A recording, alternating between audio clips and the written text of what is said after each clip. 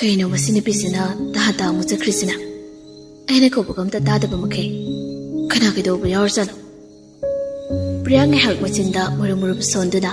Leptuna layaba mato. Makso laisile bine jatkibado tanarei. Priyani hek tholapaga laisi henbidi lambida lakpa auto ama khamlaga tongduna adamu chatkri. Kaidana mana chatlisiba. Hoini maini so amta hairamdi. Masini pise pura ayabini. Aine mat mengam ta tajade. Tanjada Priya ke phone da call amalak bagi ringtone do khinglai.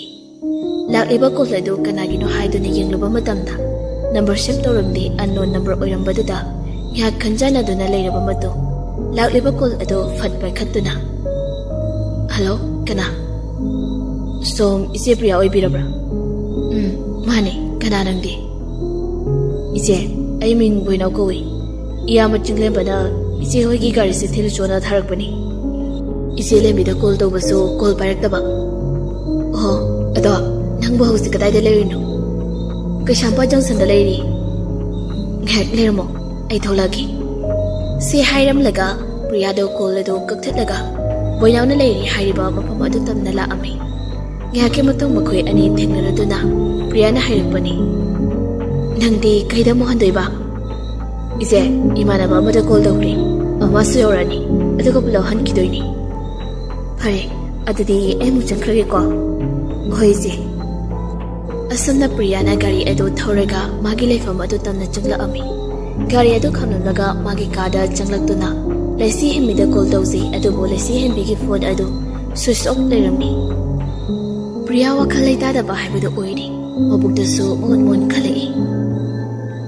Karino mana khaliba wakhal siba. Mana lauriba sakonsina karino haiba. Ai ngasi phawa ina khangma ngamdri. Asukuina leiminarakpase magi haukraba asengba wari amta su ingoda lithokti. Hanglurabasu makhum amada phangkhidi. Kari maramgidama mahangna lambi asida khongdaraglibana. Magi kari pendaba leibagino. Magla nupasengbo asuklana uriba. Wari amadi soidana leiramgani. Ai athuba matamda magi wari singse khangtoknama honadaba yadi. Somdana Tomthinga Bidyaga do phone da wari sanari. Dada, ibu kayang kuina sumaina lay kwai bado. Kayang wali bage. Ibu na kuy giyam da bustin daw ba. Dada gi mo ongse. Ibu time pass daw ba sumasilay. Bidya, matang kitang di ngay ko. Kaya di kuy rin. Ay na ngay di ise.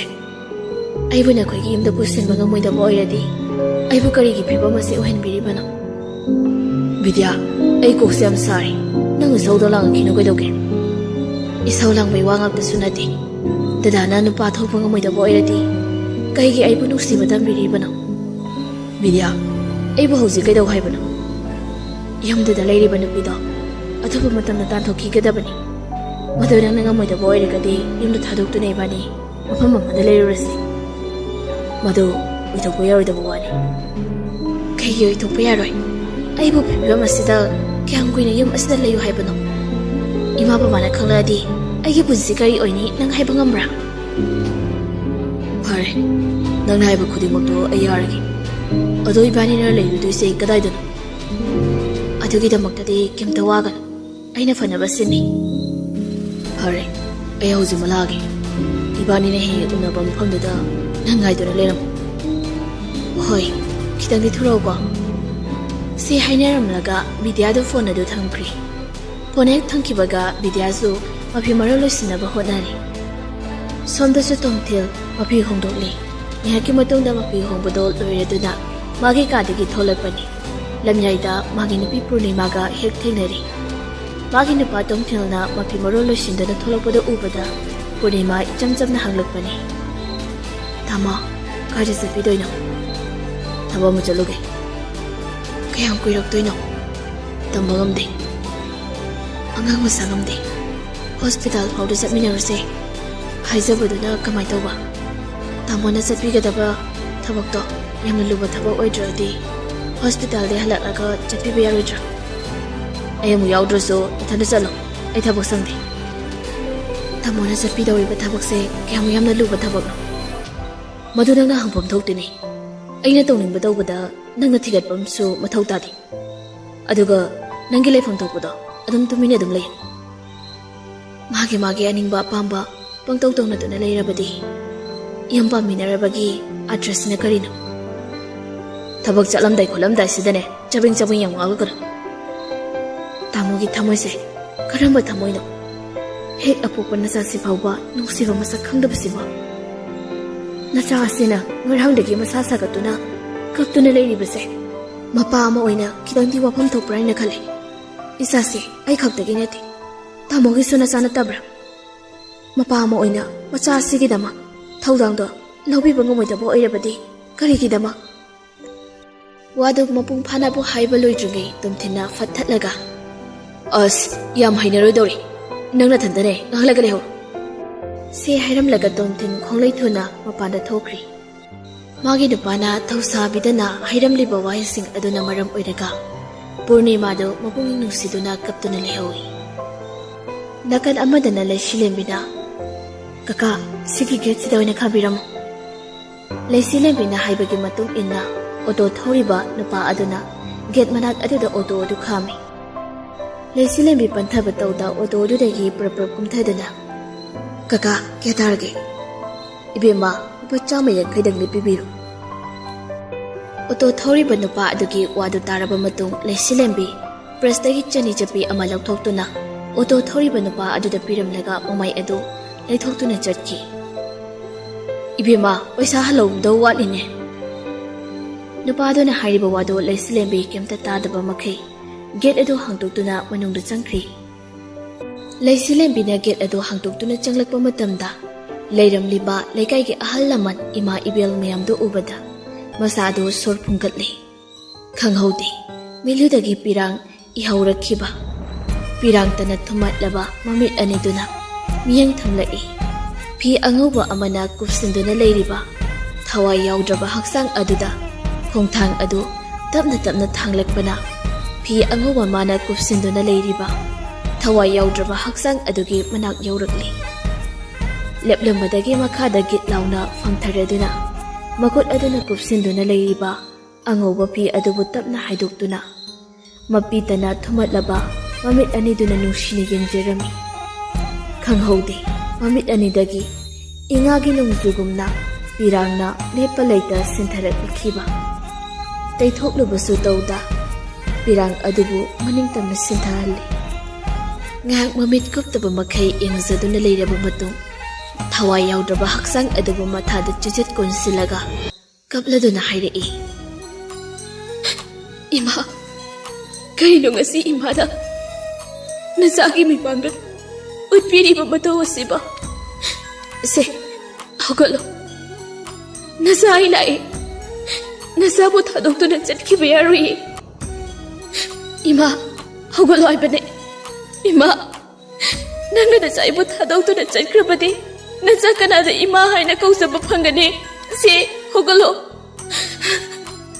ngasidagi ai amuhada imabu thadokuna chatlaroi ima naiba khudingda nacha loine yarage se mena mukta pango nasana kauribase ima na haku tartrabro hogalo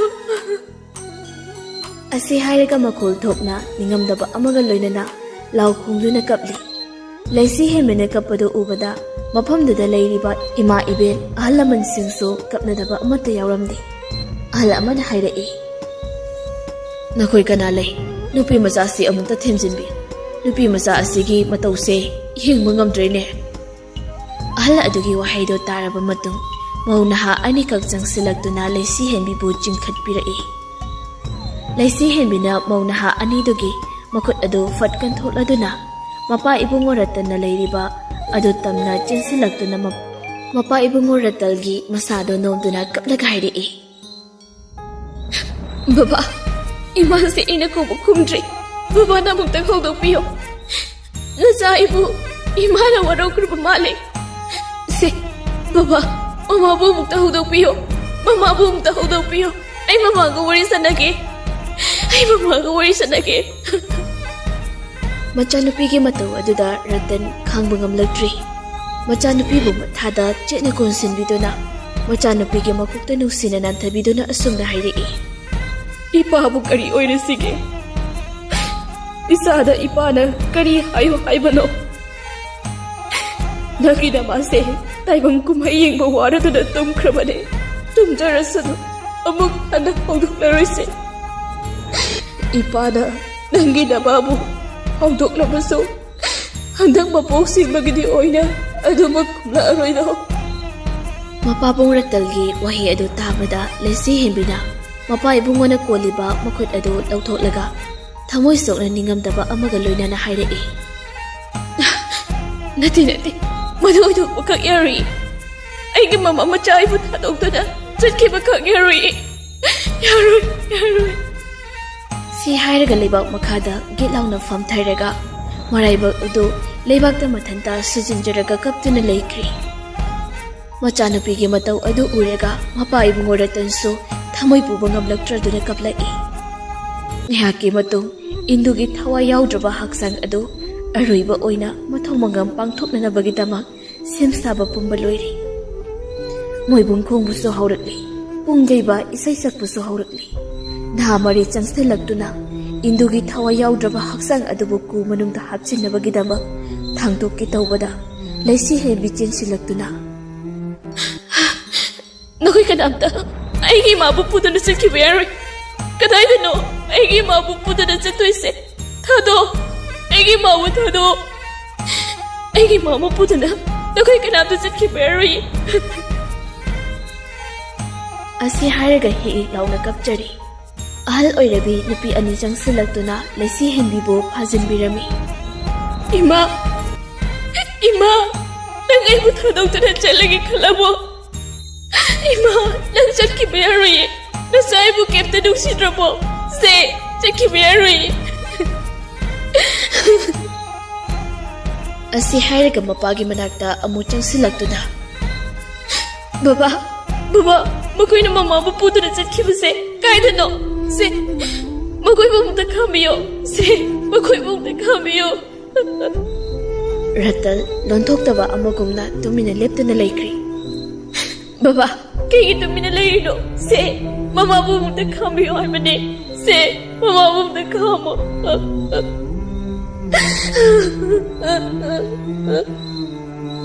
Ratan hanta musu kepta kumlakti. Laisilembi angaubi amaga pangkak oiri. Nahamari mamagi thawai yawdraba haksang adu ku manungda hapsingi tawringi. Laisilembi na mamagda lepsilaktuna mukut adu khalaga. Imabu thambiramo. Aigi imabu kisu tawdiye. Aigi ima thambiramo. Nakoy mayamda tawrise kaigino. Macha aina thamoy sungna hajarasibo. Nakoy na aigi ima sinabitrisi kaigino. Aigi ima puthamamo. Aigi ima sokno. Aigi kanamda aigi ima sokpu yaroi. Machanupigi mataw aduda mapaibungo ratansu changsilaktuna. Ipagi bema, lembi. Nangi mamase aikoy pumnamak thadoktuna taibang palasidagi chatkrabane. Amuk hanak hamaroy si kaidawbage ipagi bema nangi matawse ipahing bungamdrene. Karino ngasi sana ipagi mibangda uliba matawsibo.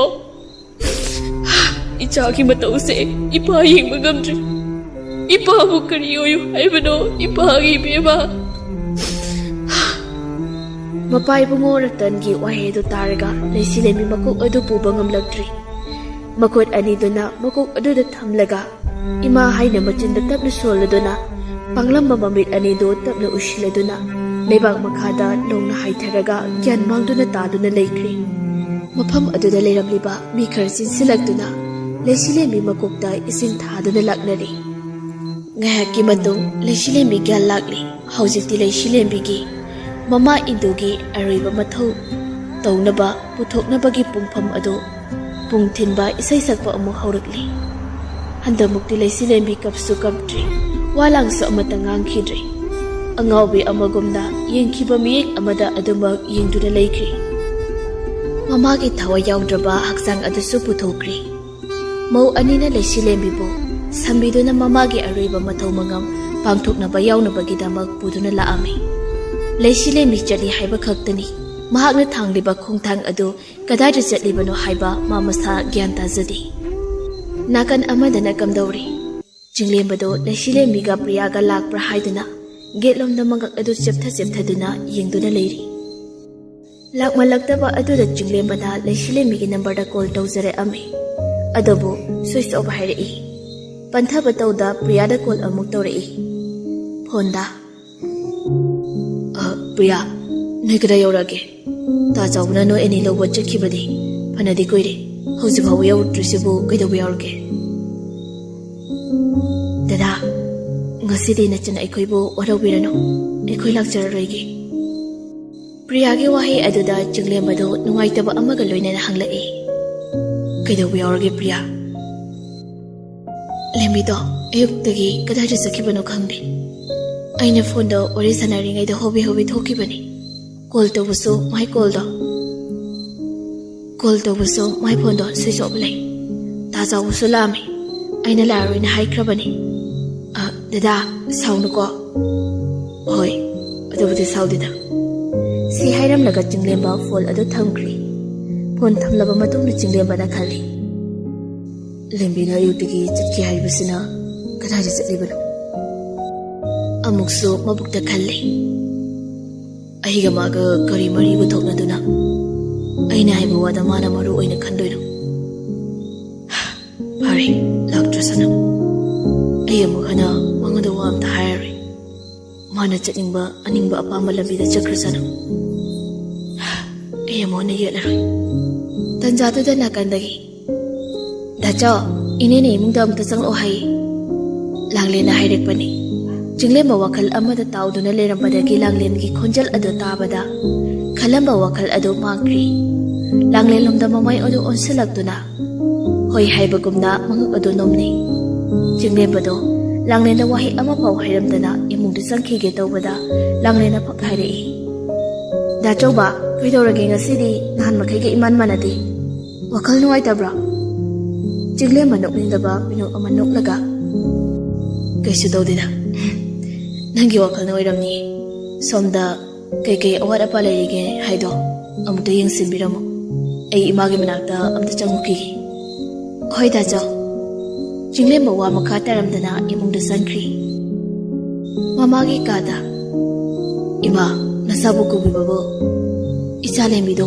laroi haibro my phone do switch off lay mama na bida call do bani adubu ma thaba ma chakhari pare setaba yadaba thabak chitkiba oirambasu yai mapandane keke awat pa leirige haibado amukta yengsiluro hoima asi hairam laga jinglema mamagi kadagi thokri machanapa hek thokibaga rani boinauda call torami ring hak chalaba matungda call ado boinauna receive tawri boinau aina sinakiba thabak to kamai tawre ima nachala roina warise phazan sanarsi nachana singbudo loina khangdokjare pare adudi horen halagane imaga gyantana warido sanarasi ko hoima nungtilgi pungmari muktaba matamni leikaigi mauna amana leishilemibo themjinbiri lembiye sum kaptuna lerebadi nasadu yararoini nangbo haukhri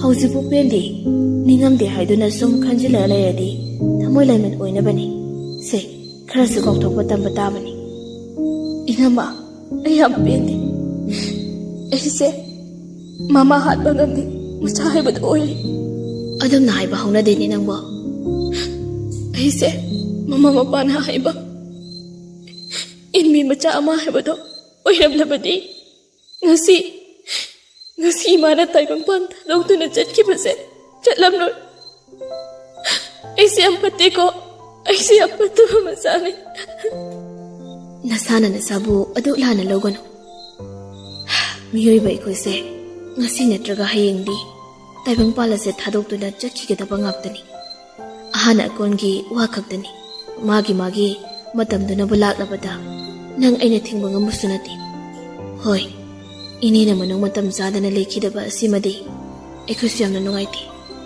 ine do fasu yamna phabani aphaba midi isorna syam pambazani inama handak mapu simagidi ꯑꯩꯅꯗꯤ ꯑꯄꯣꯛꯄꯤ ꯏꯃꯥꯒꯤ ꯃꯁꯛꯇꯣ ꯑꯃꯨꯛ ꯍꯟꯅ ꯎꯕ ꯐꯪꯖꯔꯔꯣꯏꯀꯣ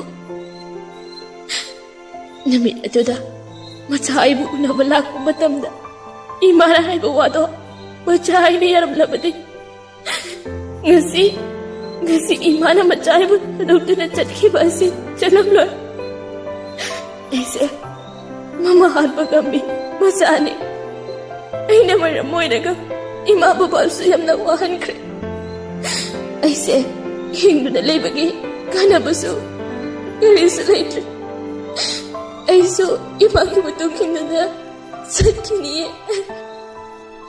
nate lembi nangi wakol da lali nang na adamna tawrabadi nangi babadi kari oigani nangi bababudi nang kemta nusidrabo satkiba oirabasu lehoriba babagi damak nang kitangdi wakal khalaningine inaba ai wakal thoktre ai hoji kai dawdoino aiba ai khangdre nama numidangi matamni leibak lei mamong nupi purnima gi kada changlei ibema ishudubu masa sogatpadubu ihan handribro ima kharadi halli ibungoduna hoji fawba hanjalakrisina kadade jani hairambage mabo thabo amma chani kak hairambani kadade jani no haibudadi hairamdi ha kamaina bungangna dulu khangdre asuk ngangna satnaba yadaba chasibo karamba laina sarakunu khangde macana pasi masangamde haiba maksu khanglibani ima ai chak lochina batawriki Mungose tumthari ngai sida hoi Purnima ka adudagi thoki ge tawbada amungda leiriba magi phone ado ringtol khinglei Purnima prap sangsinda lakliba call ado fat paikhatli nupa amane hairekpa wadu taraga ngihakti Purnima ado walang amata ngangkhidri momit anido mapitara thumatkri masado shor hongani haiba phawba kawkri makuta paramba phone ado makada takiba khangodi